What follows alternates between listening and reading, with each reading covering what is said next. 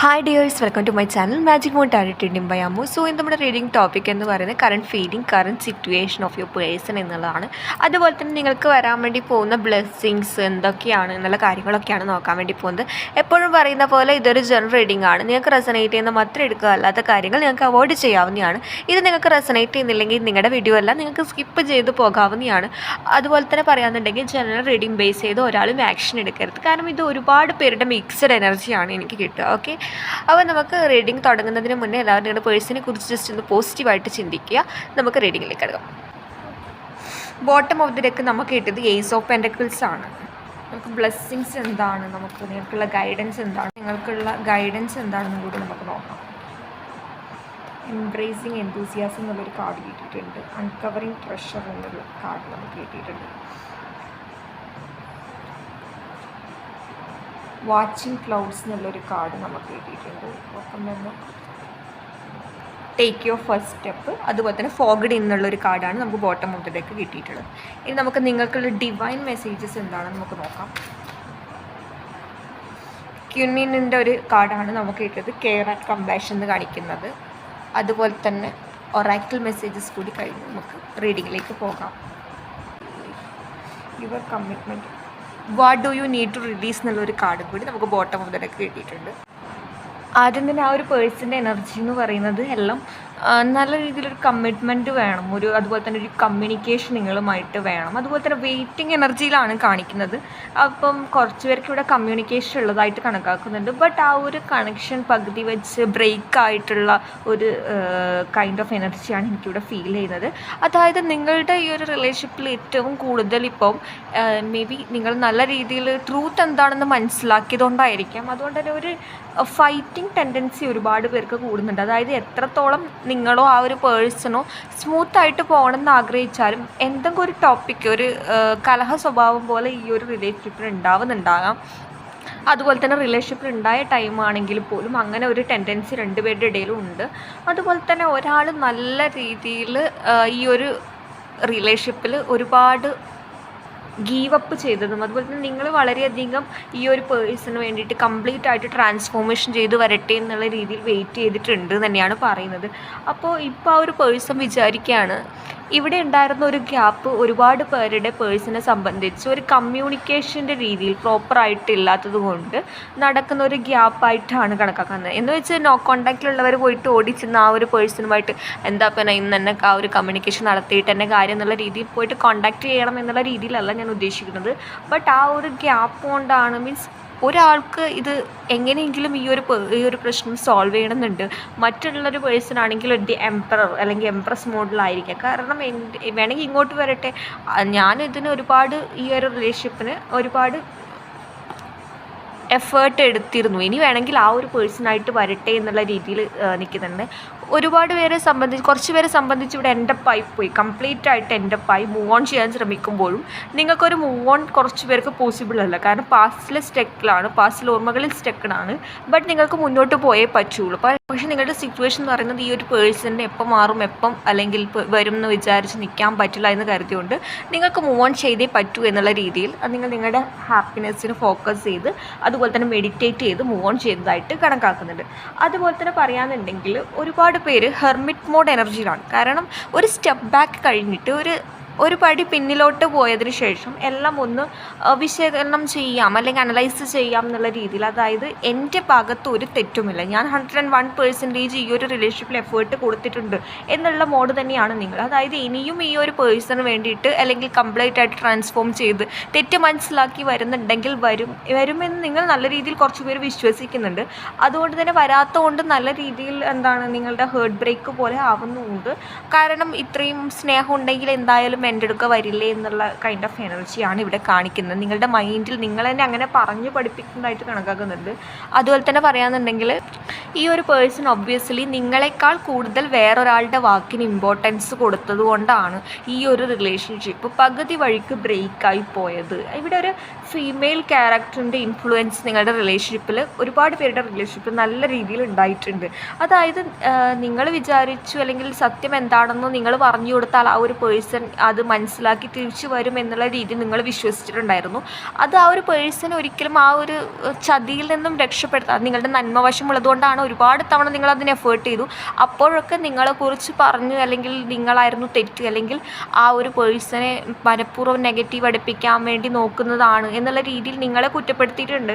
പക്ഷേ ഇപ്പോൾ നിങ്ങളായിരുന്നു ശരി എന്നുള്ള ചില റിയലൈസേഷൻ, അതായത് ഒറ്റയടിക്ക് ആ ഒരു റിയലൈസേഷൻ വന്നതൊന്നുമല്ല, ഓരോരോ എക്സ്പീരിയൻസ് വൈസ് ഈ ഒരു പേഴ്സൺ വന്നതായിട്ടാണ് കണക്കാക്കുന്നത്. അതായത് ഒരുപാട് പേരെ മീറ്റ് ചെയ്താലും നിങ്ങളോളം ആ ഒരു പേഴ്സണെ മനസ്സിലാക്കാൻ ഈ ഒരു മറ്റാർക്കും പറ്റില്ല എന്നുള്ളൊരു റിയലൈസേഷൻ കൊണ്ട് പലരും വരുന്നതാണ്. അതായത് നിങ്ങളുടെ ലവ് എന്ന് പറയുന്നത്, നിങ്ങളുടെ സ്നേഹം എന്ന് പറയുന്നത് ജെന്യൂൻ ആയിട്ടുള്ള ഒരു സ്നേഹമാണ് എന്ന് മനസ്സിലാക്കിയിട്ട് വരുന്നുണ്ട്.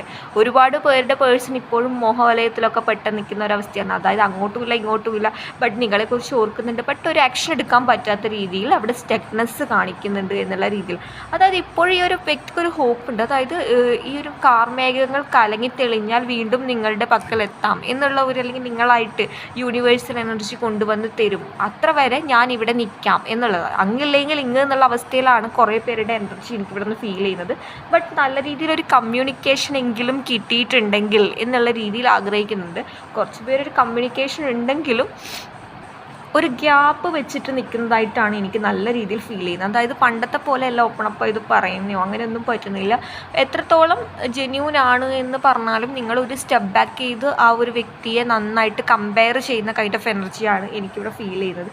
അതുപോലെ തന്നെ പറയാന്നുണ്ടെങ്കിൽ ഇവിടെ നമുക്ക് കിട്ടിയിട്ടുണ്ട് you and your loved one R safe എന്ന് പറയുന്നത്. അപ്പോൾ അവിടെ നിന്ന് നമുക്ക് മനസ്സിലാക്കാം നിങ്ങളെ സ്നേഹിക്കുന്നവരും വളരെ സേഫാണ്.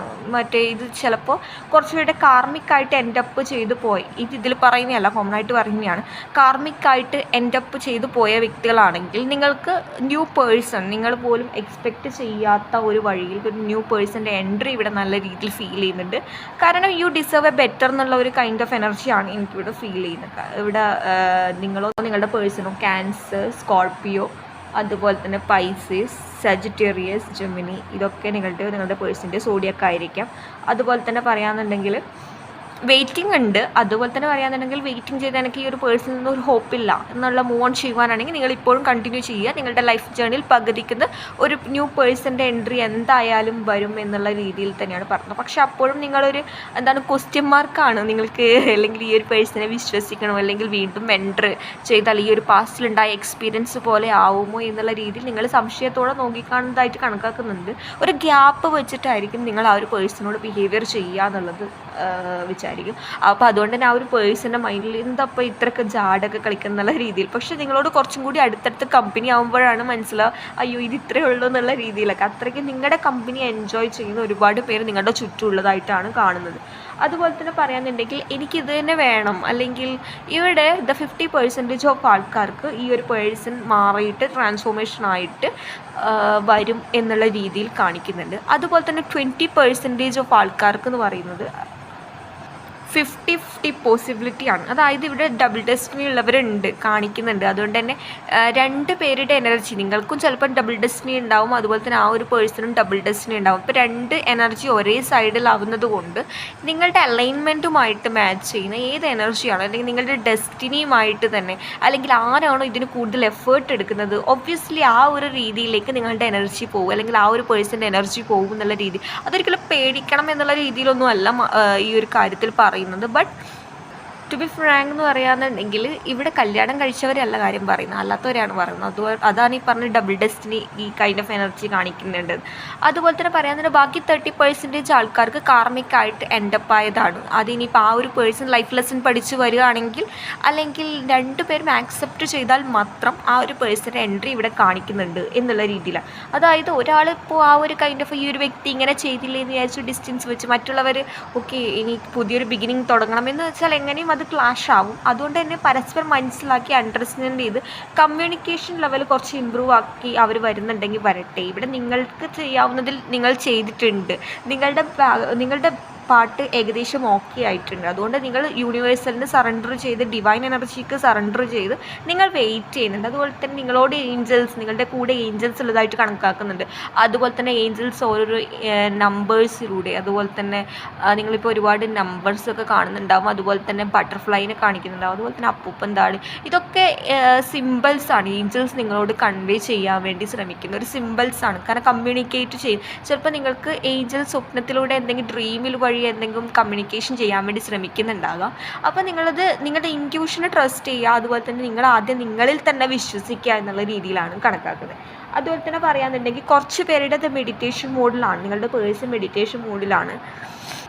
എന്ന് വെച്ചാൽ 24 മണിക്കൂറും സന്യാസം അങ്ങനെയുള്ള ഒരു അർത്ഥത്തിലൊന്നും അല്ല കേട്ടോ. കാരണം എന്ന് വെച്ചാൽ ഇവിടെ പറയാമെന്നുണ്ടെങ്കിൽ ഈ ഒരു വ്യക്തിക്ക് ശരിക്കും എന്താണോ വേണ്ടത് എന്ന് ഇപ്പോഴും കൺഫ്യൂസ്ഡ് സ്റ്റേറ്റിലാണ് ഉള്ളത്. കാരണം അത് ഉപേക്ഷിച്ച് ഇത് വരണോ, അല്ലെങ്കിൽ ഇത് ഉപേക്ഷിച്ച് അങ്ങോട്ട് പോകണോ, നടുക്ക് നിന്നിട്ട് സ്റ്റക്കായിട്ടുള്ള ഒരു അവസ്ഥയാണ് എനിക്കിവിടെ നല്ല രീതിയിൽ ഫീൽ ചെയ്യുന്നത്. ഓക്കെ, പിന്നെ നമുക്കൊരു കാർഡ്സ് കിട്ടിയത് എന്താണെന്ന് വെച്ചാൽ, നിങ്ങൾ പലരും ഗ്രാറ്റിറ്റ്യൂഡ് ചെയ്യുന്നുണ്ടാവും അല്ല, യൂണിവേഴ്സലിനോടും യൂണിവേഴ്സൽ എനർജീനോടും എൻ്റെ കമൻറ്റ് ബോക്സിലും ഞാൻ കാണാറുണ്ട്.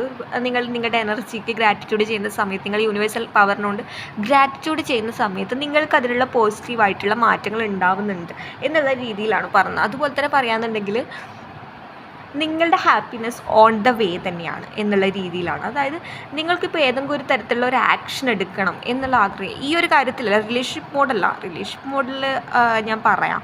അതുപോലെ തന്നെ പറയാമെന്നുണ്ടെങ്കിൽ നിങ്ങളിപ്പോൾ ഏതെങ്കിലും ഒരു വർക്ക് റിലേറ്റഡ് ആയിട്ടുള്ള അല്ലെങ്കിൽ എഡ്യൂക്കേറ്റഡ് റിലേറ്റഡ് ആയിട്ടുള്ള കാര്യങ്ങളിൽ നിങ്ങൾക്ക് ഫസ്റ്റായിട്ടൊരു ആക്ഷൻ എടുക്കണം എന്ന് ആഗ്രഹിക്കുന്നുണ്ടെങ്കിൽ അതിനു വേണ്ടി പ്രോപ്പർ പ്ലാൻ ചെയ്ത് ആക്ഷൻ എടുക്കാൻ തയ്യാറായിക്കോളൂ എന്നുള്ള രീതിയിലാണ്. അതായത് നിങ്ങൾക്ക് വേണ്ടി ഒരുപാട് ഓപ്പർച്യൂണിറ്റി നിങ്ങൾക്ക് വെയിറ്റ് ചെയ്യുന്നുണ്ട് എന്നുള്ള രീതി കാണിക്കുന്നുണ്ട്. അതായത് ഇവിടെ നമുക്ക് അൺകവറിങ് ട്രഷർ എന്നുള്ളൊരു കാർഡ് നമുക്ക് കിട്ടിയിട്ടുണ്ടായിരുന്നു. അതായത് ഇതിൽ പറയുന്നത് എന്താണെന്ന് വെച്ചാൽ, നിങ്ങൾക്ക് ചുറ്റും ഒരുപാട് ഓപ്പർച്യൂണിറ്റീസും ഒരുപാട് അവസരങ്ങളും ഇവിടെ നിങ്ങൾക്ക് ചുറ്റുമുണ്ട്.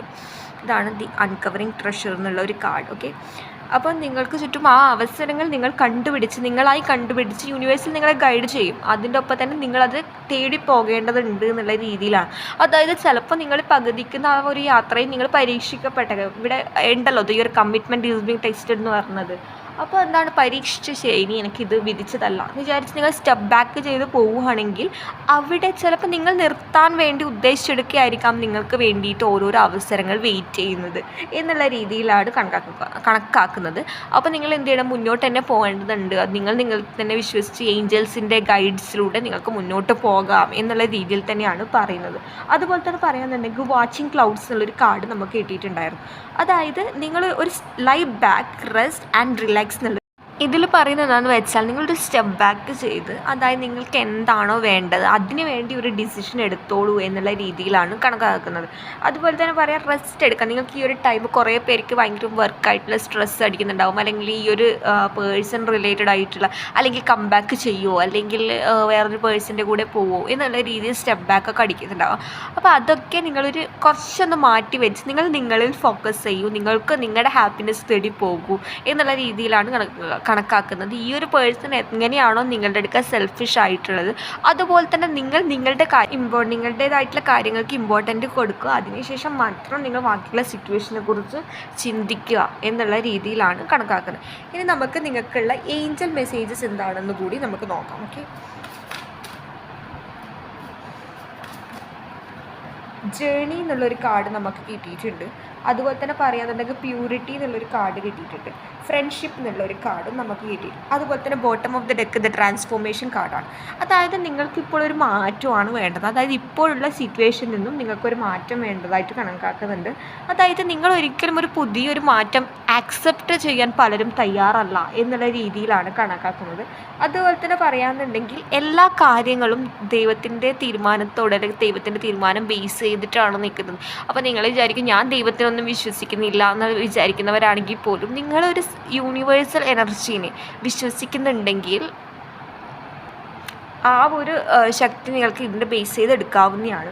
അതുപോലെ തന്നെ പറയാമെന്നുണ്ടെങ്കിൽ നിങ്ങളുടെ നല്ലതിന് വേണ്ടിയിട്ടാണ് ചില മാറ്റങ്ങൾ എന്നുള്ള രീതിയിലാണ് പറയുന്നത്. അതുപോലെ തന്നെ പറയാമെന്നുണ്ടെങ്കിൽ നിങ്ങൾക്ക് ഏഞ്ചൽസിൻ്റെ സപ്പോർട്ട് ഈ ഒരു ടൈം പോസിബിൾ ആണ് എന്നുള്ള രീതിയിലാണ് പറയുന്നത്. അതായത് എങ്ങനെ തന്നെ നിങ്ങൾ എന്ത് സിറ്റുവേഷൻ ആയിക്കോട്ടെ നിങ്ങളെ ഹെൽപ്പ് ചെയ്യാൻ ഏഞ്ചൽസ് തയ്യാറാണ്. ഞാൻ പറഞ്ഞല്ലോ നേരത്തെ, ഏഞ്ചൽസ് നമ്പറിലൂടെ അതുപോലെ തന്നെ ബ്ലെസ്സിങ്സ് ആയിട്ട് അല്ലെങ്കിൽ ഡ്രീമിലൂടെ നിങ്ങൾക്ക് ഏഞ്ചൽസ് മെസ്സേജ് കൺവേ ചെയ്യാൻ ശ്രമിക്കുന്നുണ്ട് എന്നുള്ളത് എന്നുള്ളതാണ് പറയുന്നത്. അതുപോലെ തന്നെ നിങ്ങളുടെ ലൈഫ് ജേണിയിൽ നിങ്ങളുടെ കൂടെ ഏഞ്ചൽസിൻ്റെ ബ്ലെസ്സിങ്സ് ഉണ്ടാകും എന്നുള്ള രീതിയിലാണ് പറയുന്നത്.